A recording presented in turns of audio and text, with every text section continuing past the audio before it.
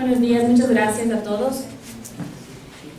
Vamos a compartir este ejercicio que hicimos dentro del proyecto de la Plataforma Climática Latinoamericana, el cual comentó Daniel Bryan en la mañana.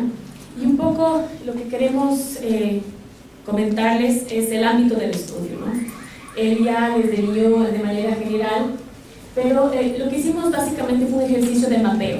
Vimos que en el país estaban ya en elaboración o ya culminadas una serie de ejercicios de elaboración de política pública y planificación, y comenzamos con analizar con los conceptos que nos vino de la metodología que trazó Plataforma Climática Latinoamericana. Y el más importante es la definición de política, y se definió como decisión adoptada por una organización del Estado, formalizados a través de normas jurídicas o que sean leyes, decretos, regulaciones o cualquier tipo de instrumento administrativo u otra norma legal que establezca objetivos o acciones y comprendan mitigación y adaptación al cambio climático. Es decir, cómo se entendió política pública fue sumamente amplio, por eso llegamos a analizar inclusive proyectos, en realidad a levantar información sobre proyectos e iniciativas específicas en el ámbito agropecuario que se estaban dando en el país.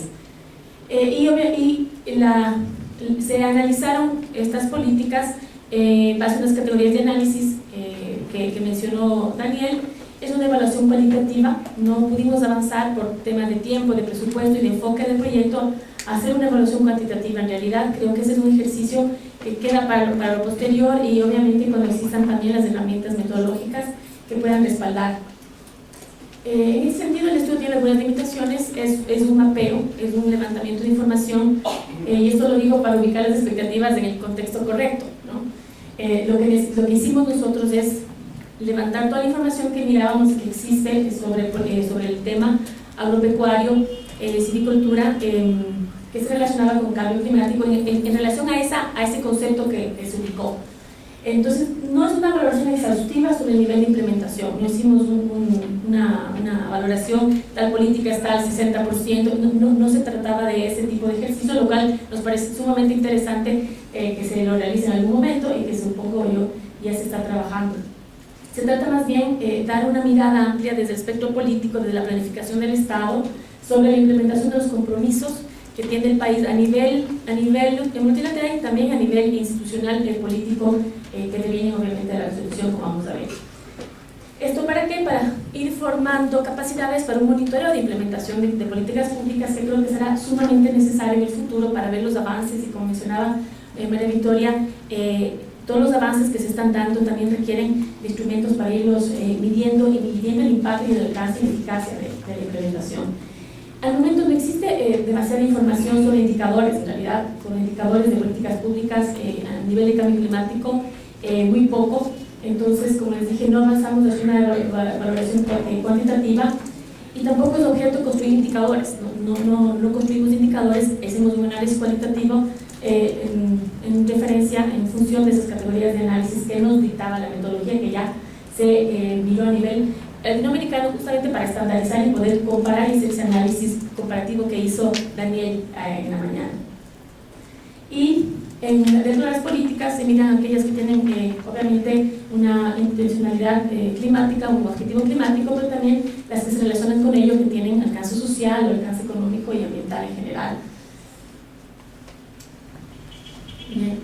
Bueno, el contexto del estudio es el hecho de que el sector agrícola es uno de los sectores más vulnerables a nivel regional y obviamente a nivel nacional, y la implicación de los aumentos de temperatura en los rendimientos y en la seguridad alimentaria, que es algo básico que mencionaba María Victoria, en los temas, la degradación de suelos que está medida y que en las proyecciones de la CEPAL es sumamente compleja, que se estima para el 2050 incrementaría un 29% en comparación de la tasa del 14% que es la actual.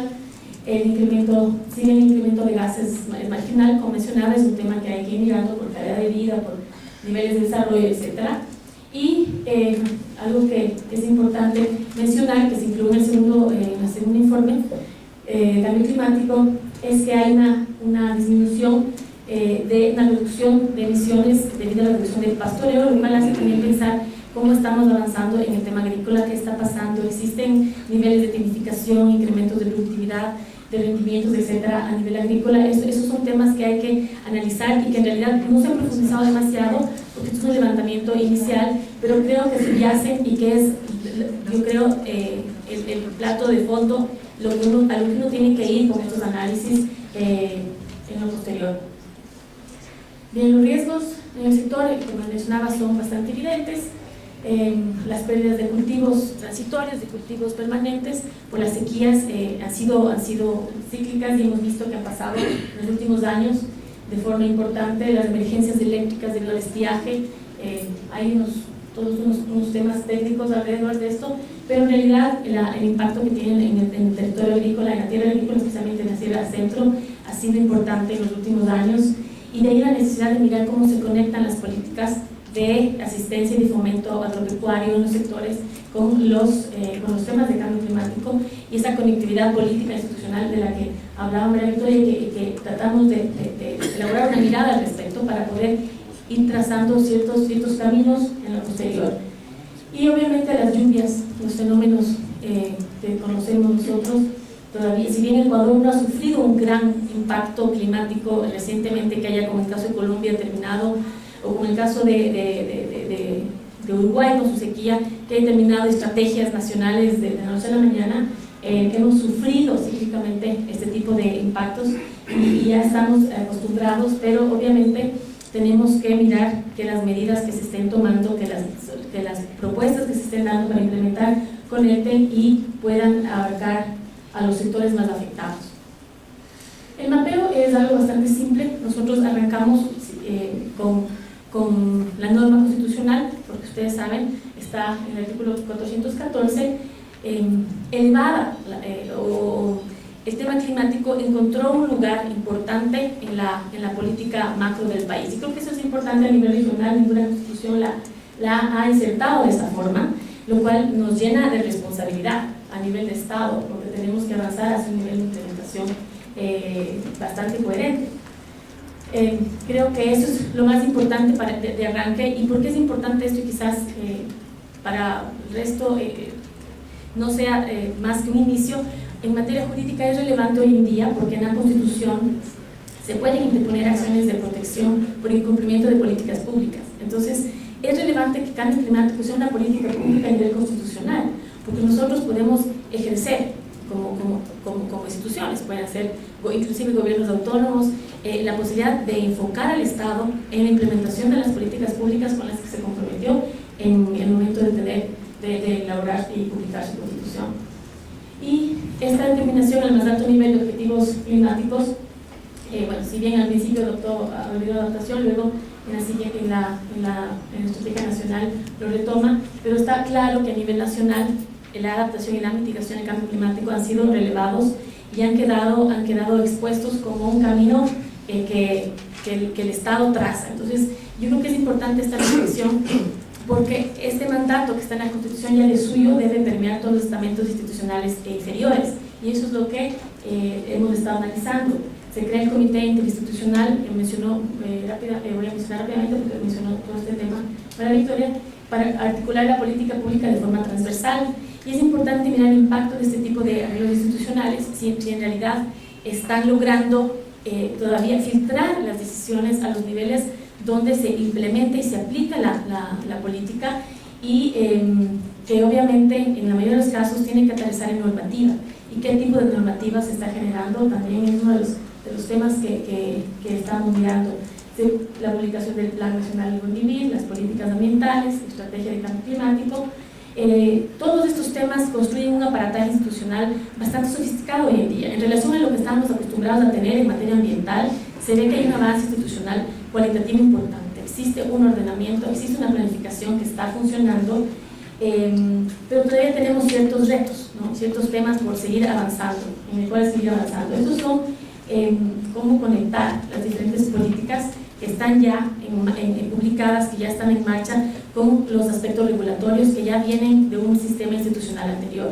No tenemos un marco nuevo, por ejemplo, a nivel forestal, un marco de aguas, Una serie de temas todavía siguen quedando, digamos, a nivel de normativa pendientes, que creo que es importante. A nivel agropecuario también hay iniciativas todavía, si bien se está trabajando y se están elaborando proyectos específicos bastante importantes a nivel de soberanía alimentaria, a nivel de agricultura sostenible, que es algo que en realidad no hacía, y viendo los presupuestos que las instituciones están logrando aprobarse año a año para ese tipo de proyectos, también sería un avance importante, ¿no?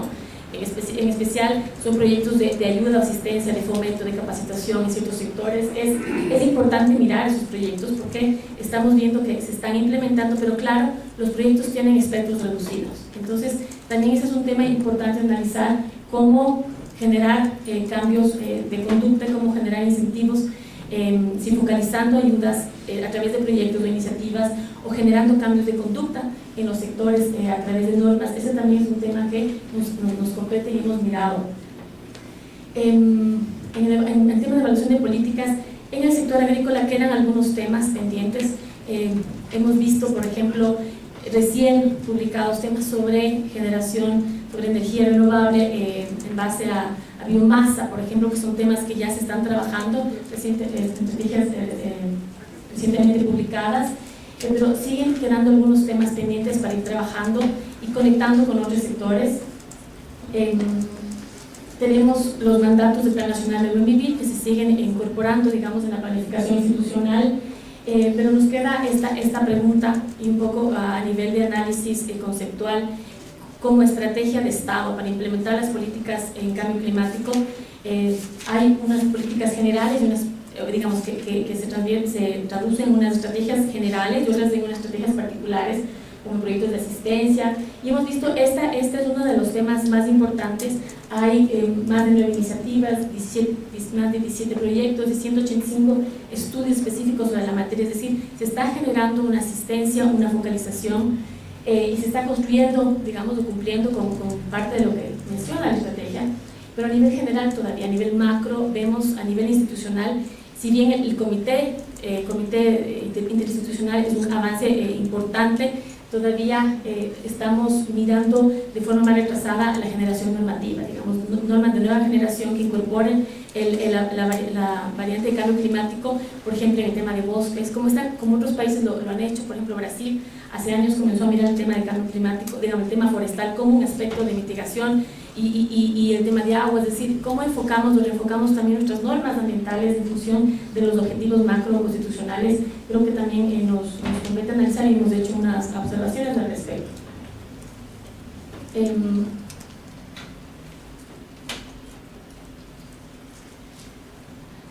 Mencionaba justamente el tema normativo. Creo que eso es algo importante porque los cambios de conducta a nivel ciudadano y a nivel institucional no se dan solo por instrumentos de planificación e indicativos, también se tiene que avanzar hacia instrumentos normativos que generen, que tipifiquen conductas o que apunten a un cambio general de esas conductas en materia de cambio climático.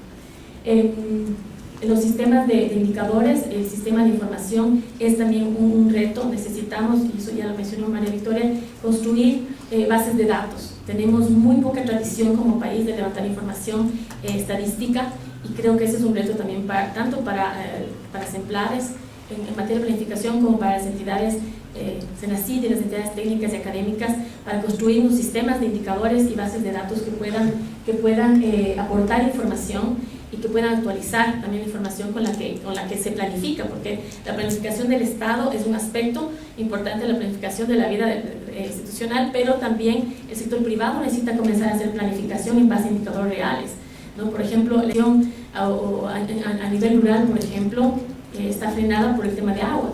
No es posible, no es fácil, donde no existen redes, instalar plantas, por ejemplo, en este caso, algunas que he mirado de agroexportación, por ejemplo, porque no existen fuentes de agua. Entonces, es importante también para dirigir la inversión en el Estado el sistema de indicadores en materia de cambio climático, porque obviamente contemplamos que es un espectro amplio de información que cubre varios temas ambientales.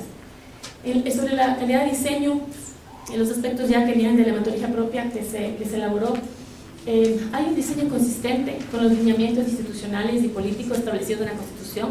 el plan a nivel, hay una coherencia conceptual con el Plan Nacional de Vivir y se sigue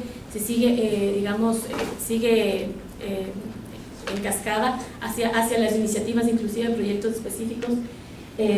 Existe una coherencia. Entonces se puede hablar que hay un instrumento que a nivel técnico está bien formulado. Lo que miramos, digamos, sobre lo cual comentamos es el alcance de los proyectos específicos y cómo generar cambios de conducta a través de normas. Si es que, o la coexistencia de estos dos sistemas, el de planificación y los instrumentos indicativos, o con el de normas que generen cambios de conductas y premien o castiguen conductas que se estimen inconvenientes y obviamente estén en contra de las normas de la planificación. La falta de transversalización en el diseño de las políticas sigue siendo un tema y se sigue estimando, el tema se sigue viendo como un tema sectorial. A nivel, por ejemplo, agropecuario, no se siente que el tema ha escalado, ha permeado lo suficiente en las agendas de desarrollo agropecuario. El tema le sigue resultando algo exótico, a pesar de haber avances institucionales específicos, como la creación de una unidad de cambio climático dentro de una subsecretaría, de una dirección en el Ministerio de Agricultura sobre cambio climático, lo cual es un indicador importante del nivel de pertinencia que tiene el tema a nivel colectivo, a nivel digamos, de lo que representa la producción agrícola y agropecuaria en el país. El tema del cambio climático no está todavía insertado en esa agenda. Y ese es un tema importante y se aprecia fácilmente cuando uno ve a los gremios agrícolas que están completamente al margen de este tema, no conocen, no saben. Entonces hay una direccionalidad ahí que todavía hay que trabajar para que siga permeando inclusive la planificación del sector privado, de los que invierten en materia, en este caso, agropecuaria.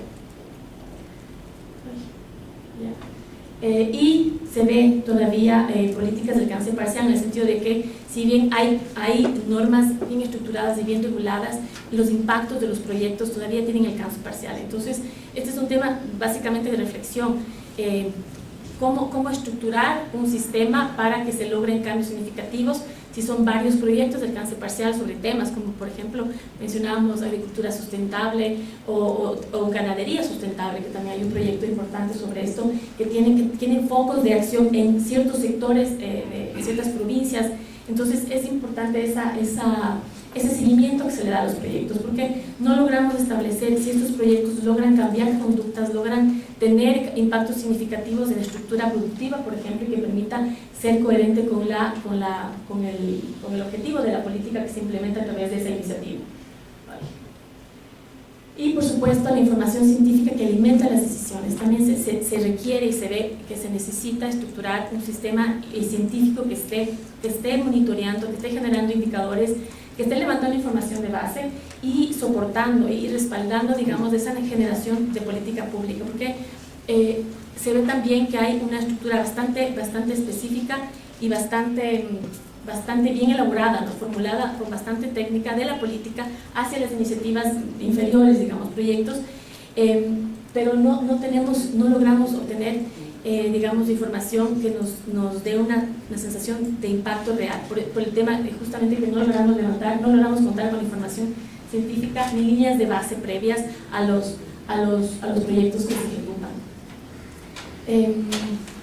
Bien, en realidad, bueno, así ya habíamos comentado. En realidad sabemos que es un tema de largo alcance, no se trata ni se exige tampoco que las políticas públicas cambien el panorama de gestión ambiental en el Ecuador en los próximos 2 años. En realidad esto es un sistema que tiene que adoptarse, irse perfeccionando, irse alimentando, irse corrigiendo y obviamente mejorando. Pero el tema más importante que recalcar es el tema institucional quizás. Hay un avance institucional significativo en las capacidades endógenas de la administración pública para generar políticas ambientales y esto sí se siente cuando uno analiza los instrumentos.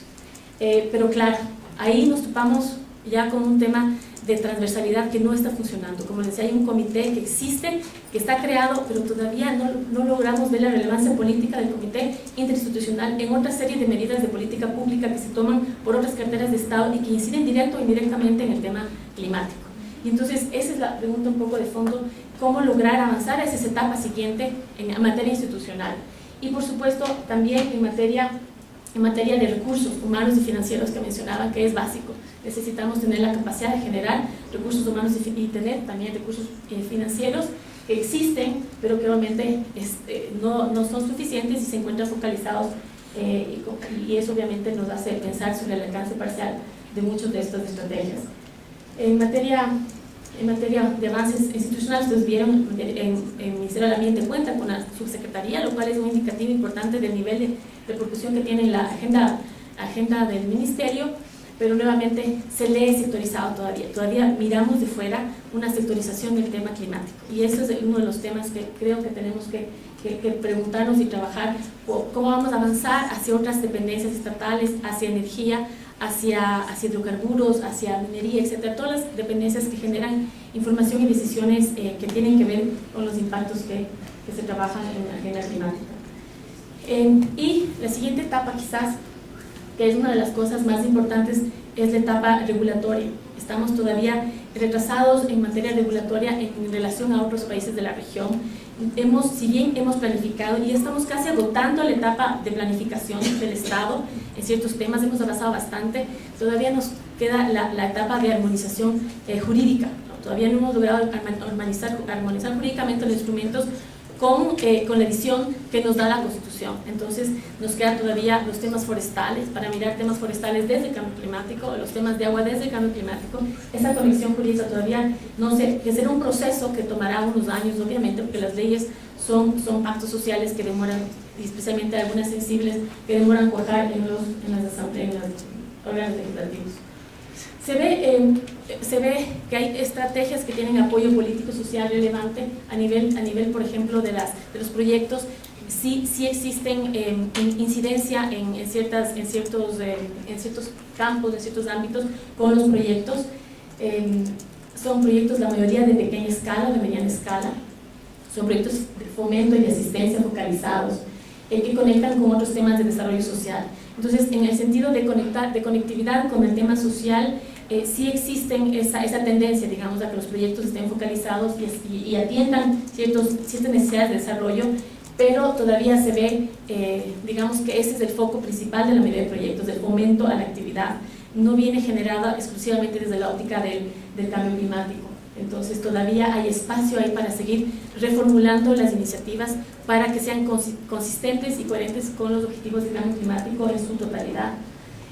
También se ve una desconexión del sector privado en el tema climático. A nivel agrícola es bastante evidente cuando uno habla con los gremios ganaderos, gremios agricultores, ellos han escuchado alguna vez el tema. Ellos miran que algunos gremios se han adelantado a hablar con ONGs, tienen algún tipo de proyecto, pero no se han metido en la lógica de la repercusión que tiene el cambio climático en su sector, ni las implicaciones que tiene para ellos a nivel de emisiones, por ejemplo, el manejo pecuario, cómo se da. Entonces ahí hay también un tema que viene también por la iniciativa privada, pero también por el fomento a actividades y a medidas de manejo más adecuadas que también tienen que venir de la cartera de Estado pertinente. La sociedad civil se le ve activa, pero en paralelo. También hemos visto que hay polarización en el tema.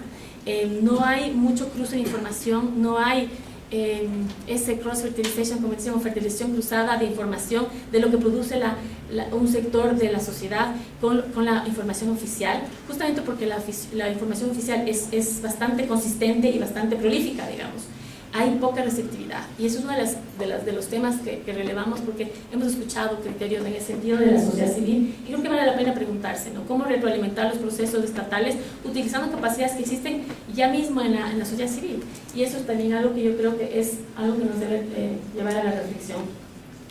Y el posicionamiento social del tema como una necesidad de cambio de conducta, ¿no? Como les digo, no hemos tenido en el Ecuador un gran huracán, una gran devastación climática que nos ponga a todos de rodillas a mirar cambios de conducta y a ser capaces de hacer sacrificios individuales y colectivos que nos obliguemos a cambios de conducta en ciertos temas, energético, transportación, etcétera. Existen estas necesidades también de pensar, y esto viene de la mano del análisis de las agendas locales, ¿no? Y como mencionaba María Victoria, se ha trabajado, hay municipios que tienen agendas climáticas, pero todavía no logra el tema ser tan dramático, digamos, para que a nivel colectivo individual estemos dispuestos a hacer sacrificios y lograr autorregularnos y obligarnos a cambios de conducta significativos para poder manejar el tema con perspectivas adecuadas. Entonces, a nivel productivo este tema sí preocupa, porque es justamente nosotros deberíamos ser capaces de generar indicadores para el sector productivo a nivel energético, dónde ubicarse, dónde hay recursos naturales, dónde existen agua. Hay una planificación, digamos, que viene dada por la entidad, pero focalizado en el tema climático en función de recursos todavía no se percibe, especialmente de lo que se hace a nivel municipal. No se ha avanzado todavía. Creo que es un proceso que, si bien ha comenzado, tenemos que agilizarlo un poco. Bien, creo que hemos ya mencionado, existen cambios importantes. No menciono los cambios, digamos, la visión institucional antes del 2008, porque en realidad sobre el cambio climático era bastante básica y la relevancia institucional no merecía, digamos, mayor análisis, pero sí, en breves palabras, existe un esfuerzo de planificación que se nota, son políticas consistentes, existe una coherencia institucional, pero sigue faltando, digamos, esa sincronía con las otras carteras del Estado, la necesidad de que todos sintonicen o planifiquen en función de los recursos y obviamente de la agenda de cambio climático.